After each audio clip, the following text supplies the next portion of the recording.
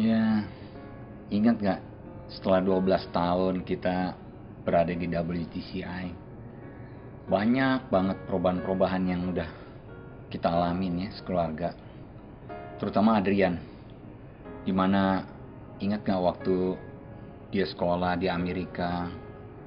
Waduh, bener-bener gak fokus. Apa yang dia ambil, pelajaran-pelajaran juga kita nggak pernah dikasih tahu ya. Iya, dulu bener-bener kita lepasi dari umur berapa tuh? Dari SMP 3. Sampai lulus saja, dia lulus ataupun dia fail pelajarannya, nggak pernah terbuka sama kita. Semuanya tersembunyi, kita hampir boleh dibilang nggak tahu sama sekali. Dapat laporan paling dari tantenya maupun omnya yang di Amerika, ya kan? Ya, emang benar sih kalau dulu waktu kuliah itu tuh kerjaannya tuh paling main gitu sama teman.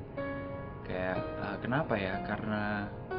Mungkin karena lulus dari SMA dari sana, kayak masuk ke kuliah terus kayak everything's just so different gitu. Kayak everything's free, maksudnya nggak diatur sama siapa-siapa.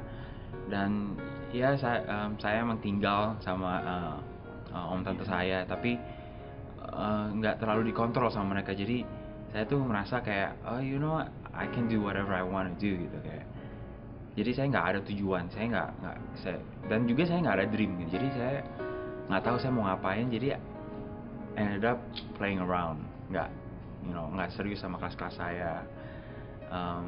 Saya sering bolos. Jadi ya itu berlangsung selama 1,5 tahun, dan akhirnya saya ketahuan kalau misalkan sekolah saya tuh hancur-hancuran. Udah saya benar-benar nggak tahu mesti ngapain lagi. Iya, tapi untung kita sudah di WTCI. Jadi ketemu Pastor Ed kasih nasihat-nasihat bagaimana menghadapi Adrian seperti itu. Untung kan kamu cepet Iya. Dan ingat ambil nggak dia ke sini waktu balik. selama 8 bulan dia mengalami pendidikan dari pastor di Iya. sini, di mana dia bisa bekerja di sini. Saya nggak nyangka itu, saya nggak pernah nyangka kalau saya bakal diambil sama Pastor Ed untuk kerja sama dia. Dibilangnya internship lah gitu. Saya masih percaya itu cuma 2 minggu doang gitu ya. Saya cuma percaya kayak itu bentaran doang, ya udah nggak apa-apa lah, ikut aja. Tapi ternyata long story short again gitu ya, kayak saya ended up 8 bulan di Indo. Saya di bawahnya Pastor Ed gitu, saya belajar banyak ya, saya didisiplin. Wah, itu bener-bener hancur-hancuran ya. Saya bener-bener diajarin ya sama Pastor Ed. Dan nggak cuma disiplin doang ya, saya diajarin untuk mempunyai visi, mempunyai goal jelas gitu. Saya punya clear gitu dalam Tuhan tuh. Life itu ada purpose-nya gitu. Jadi janganlah main-main gitu. Itu nggak, it's just a waste of time gitu jadinya. Nah, saya ngerti itu semua jadinya pada akhirnya. Dan saya belajar banyak ya dari Pastor Ed, dari Mom gitu, dari kedisiplinan, dari visi and goal dalam Tuhan, juga purpose in life gitu ya. Dan pelayanan juga itu benar-benar dibutuhkan untuk membangun iman kita selalu ya, untuk just keep strong gitu. Itu saya semua belajar dari Pastor Ed, dari Pastor Liv. Dan I'm really grateful gitu, kayak saya bisa diambil gitu ya. Wah, banyak sekali ya bisa perubahan-perubahan dia ya setelah itu ya, dimana dia sekarang lebih bisa fokus di dalam pelajarannya. Iya, betul. Tidak banyak main, dalam kehidupannya pun berubah, bagaimana dia bisa mengatur waktu-waktu untuk bekerja, Iya, untuk betul. sekolah. Ya, luar biasa sekali. Kalau Bernard gimana, Ben? Ya, kalau Bernard memang sejak SMA dia sudah mulai memfokuskan dirinya untuk kegiatan-kegiatan gereja. Tapi sebelumnya ingat nggak? Oh, waktu dia SMP. Bandelnya bukan main.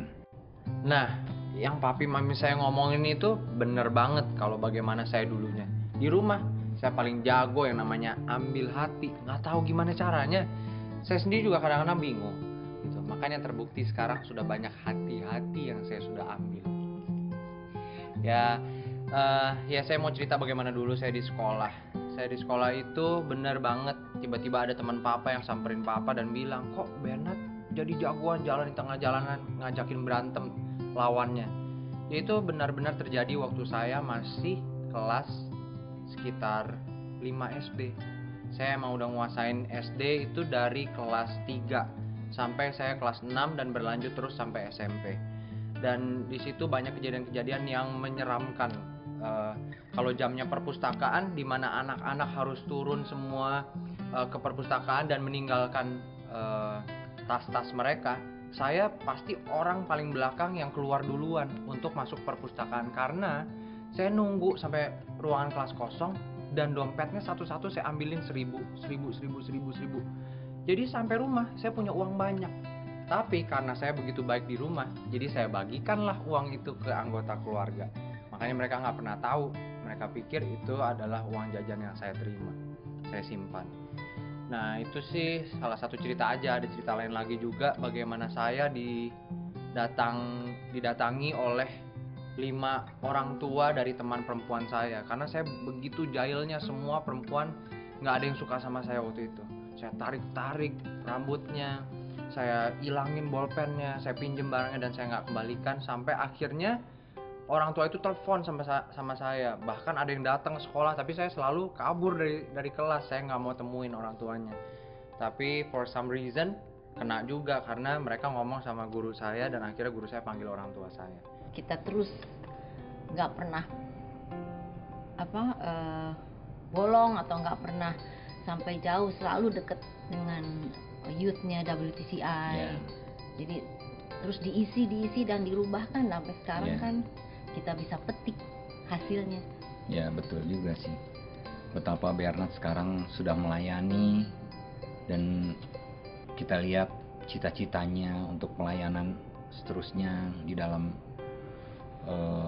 musik atau apa itu ya. Dari pelayanan choir saya mulai serius dalam Tuhan.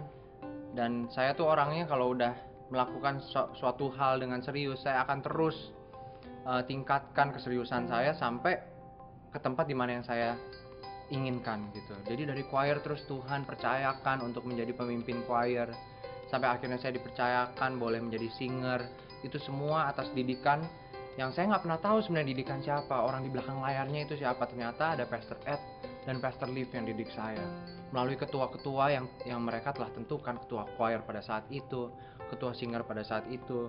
Dan juga saya ingat waktu saya menjadi singer, saya selalu lihat yang namanya Kakak Adi. Itu kalau nyanyi hebat banget.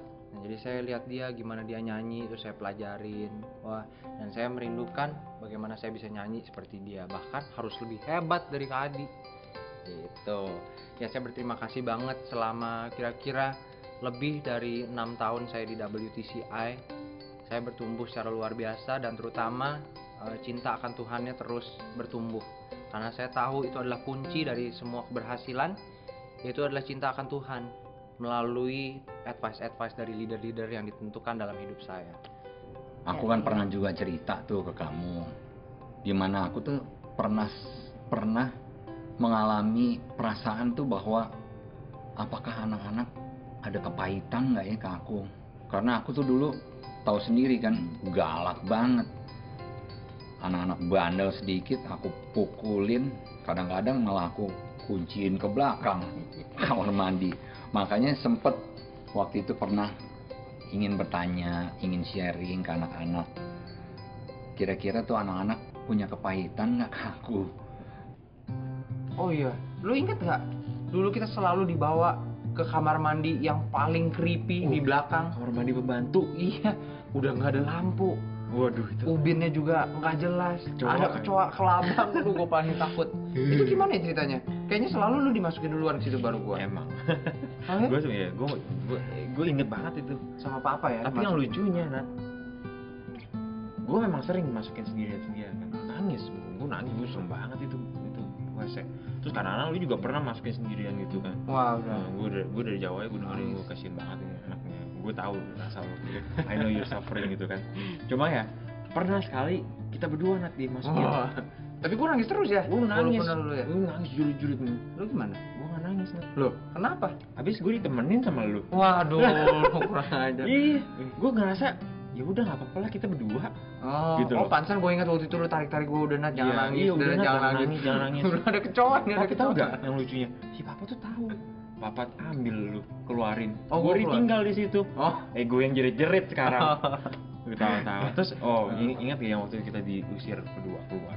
oh iya, Diusir kita Nat. di rumah. Yang itu dilemparin buku-buku semua segala gara-gara kita pun nggak salah jelek atau nggak mau belajar atau males Iya, atau lupa tuh. apa gitu. Pokoknya tapi ingat kita we're in trouble gitu kan.